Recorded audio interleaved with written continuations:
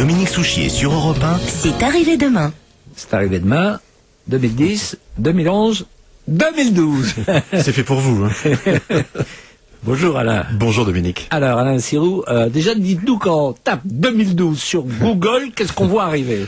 Il y a, comme on dit, deux occurrences. La première, c'est élection présidentielle Nicolas Sarkozy, mais ça je vous apprends rien, en tout cas pas dans cette maison. Et je vous ai pas invité pour ça. Voilà. Et la deuxième, c'est la fin du monde, 21-12-2012. Alors au début, on en rigole en se disant, c'est quoi ce fantasme, ce délire? Et en fait, quand on clique dessus, on rentre dans un univers absolument incroyable, qui est un univers de fantasmes de fin du monde pour le 21-12-2012. Et ça ne fait que commencer, et c'est donc le livre que vous publiez à la Fondation Saint-Simon. En 2012, la fin du monde n'aura pas lieu. À dire vrai, moi, je m'en doutais. Mais ce qui est extraordinaire, c'est que après avoir lu votre livre, eh ben, je le dis franchement, j'ai encore plus peur, parce que c'est fou toutes les raisons qui pourraient faire que ça soit la fin du monde. Peut-être pas en 2012, mais très vite. C'est fou. Oui, parce que ce qu'on découvre, c'est que nous sommes des survivants. C'est-à-dire que quand on regarde le monde autour de nous, vous, moi, les plantes, les animaux, dans l'air, sur le sol ou dans l'eau, finalement, de tout ce qui a vécu sur la Terre depuis l'origine de la Terre, il y a moins de 1% des êtres vivants qui résistent. Déjà, ceux qui annonçaient que la fin du monde était en 2012, ils sont déjà plus là. Ils sont déjà plus là. Non. Alors, la fin du monde est déjà arrivée plein de fois et elle arrivera en continu. Donc, c'est les Mayas qui ont annoncé ça. Alors ça fait partie du fantasme. C'est-à-dire quand on s'intéresse vraiment à ce qu'est 2012, on découvre que c'est une bombe de bande dessinée avec plein de cartouches en fait qui vont exploser les unes après les autres. Et ce qu'il faut comprendre dans cette affaire-là, c'est que 2012 n'a pas tellement d'importance. Ce qui a de l'importance, c'est que c'est la première fois qu'on organise la fin du monde sur Internet. C'est-à-dire que c'est une fin du monde virtuelle et contributive où chacun va mettre ses peurs, ses fantasmes. Alors, le plus gros des fantasmes, c'est le numérologique, c'est-à-dire la fin du calendrier Maya, prévu pour le 21-12-2012, mais je vous rappelle quand même que les Mayas ont disparu depuis fort longtemps, bien avant leur calendrier.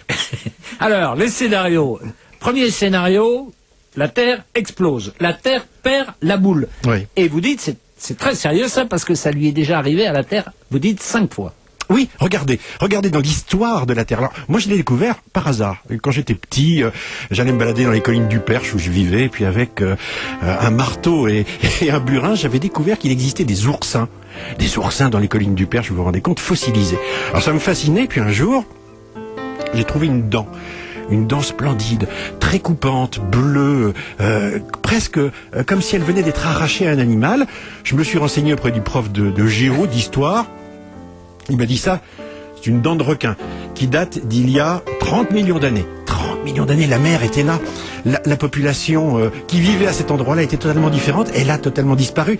La fin du monde avait déjà eu lieu. Et quand vous regardez l'histoire, après vous apprenez que il y a 65 millions d'années, c'est les dinosaures. Il y a 250 millions d'années. Il y a 250 millions d'années, vous dites 95% des espèces marines et des espèces terrestres ont disparu d'un seul coup. Oui, sans qu'on sache vraiment pourquoi, mais on imagine que ça peut être à la fois un changement climatique, des éruptions volcaniques. Alors, les éruptions volcaniques, dernièrement, on a vu un petit volcan. Oui. On a vu tout ce que ça provoquait.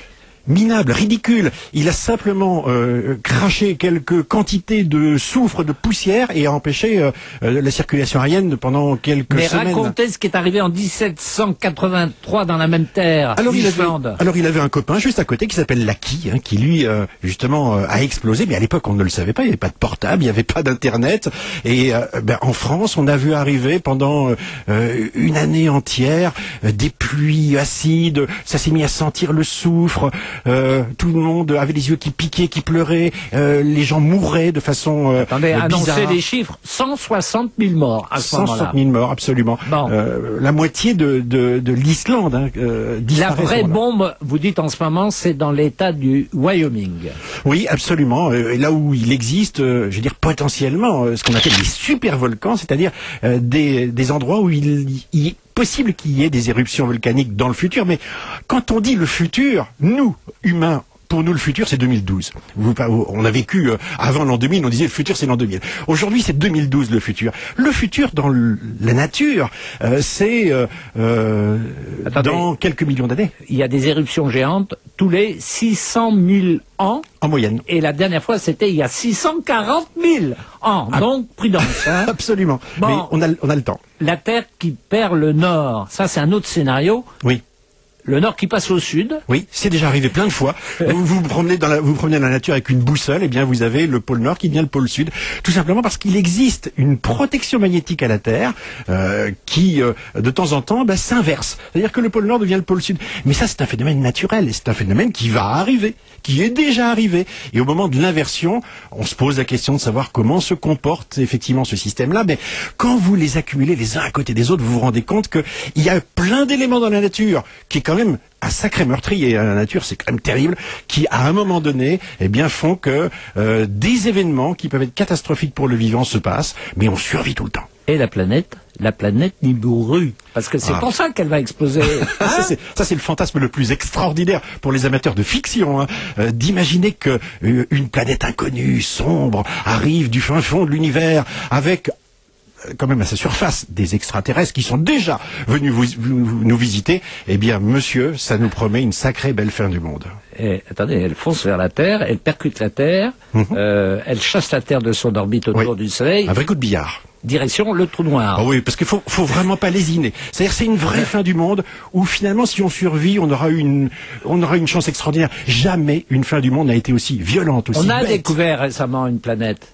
La planète Pluton, c'était en 1930. Bien sûr, et on en découvre régulièrement, on en découvre un petit peu partout, mais j'allais dire que si vous mettez bout à bout des fantasmes, vous vous dites, il n'y a pas de fumée sans feu, finalement, il y a bien quelque chose, et le 21/12/2012, il se passera assurément quelque chose. Et alors, ce qui sera extraordinaire, c'est pas ce qui va se passer le 21, c'est ce qu'on pourra dire le 22. Ah bah oui. On dira, on est toujours vivant. Et vive la 183e fin du monde, parce qu'elle en inspirera une autre.